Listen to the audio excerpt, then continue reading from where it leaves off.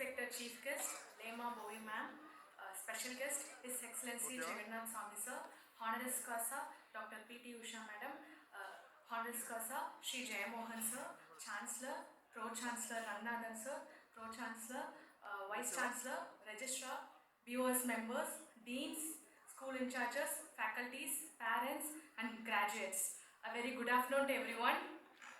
I'm feeling very honored to have these distinguished leaders on the stage. Please give a big round of applause to the distinguished leaders, chief guests, because they came all the way here and spent their valuable time with us today.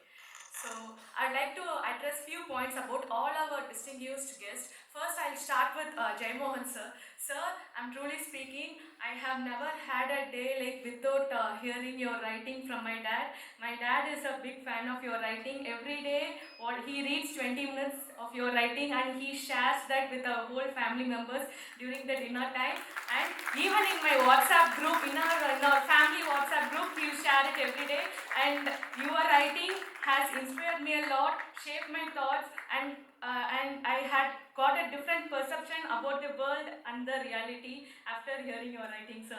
Thank you so much for giving such an inspiration to me and my family. You are connected with us every day in our lives, sir.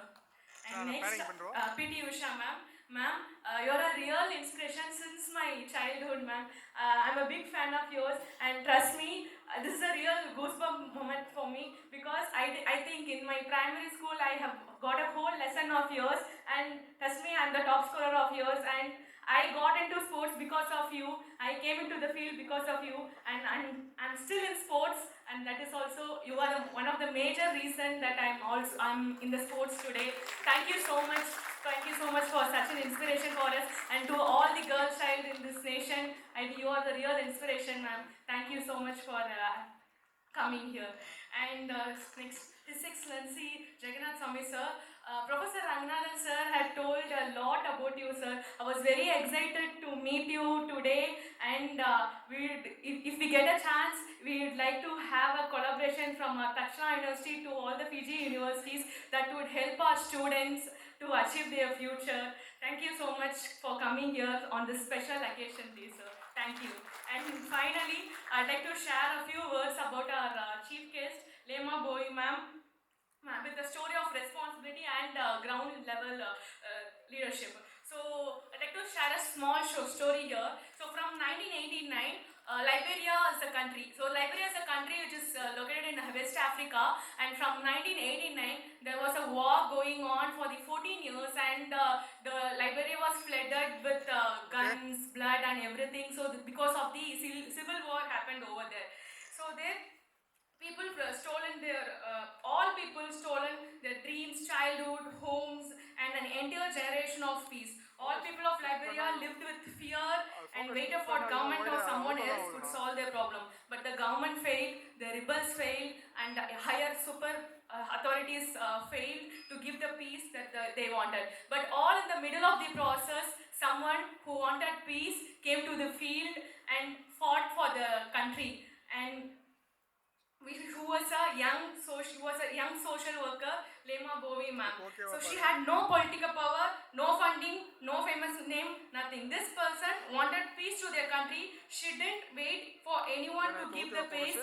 Instead, she came herself, and so she called for the peace she wanted. She called few women. She reached out to few women, and only 5 women turned up on that day. And this 5 women turned to 50 women, and this 50 turned into 500, and 500 turned into thousands of women stood united for the peace they wanted for their country. So women from churches joined, women from mosques joined, Christians and Muslims stood side by side, which is something unimaginable in a divided nation. So they were doing sit-ins, peace movements, organized prayers, distributing flyers, and much more non-violent demonstrations. So their courage broke the deadlock that the armies, presidents, and the international powers could not. And finally, in 2003, the war ended.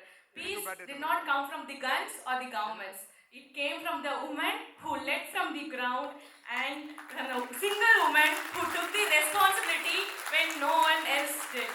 So with this story, I wanted to share you two important things that we should learn. One is change happens when you stop waiting and start taking responsibilities. You may not be responsible for the reason, but you are responsible for the response you are doing. Responsibility is not about the guilt, it's about ownership.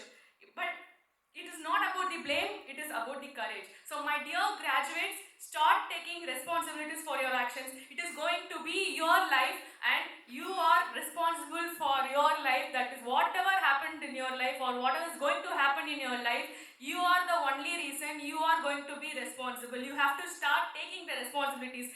If you participate in the blame game, you will never grow in your life.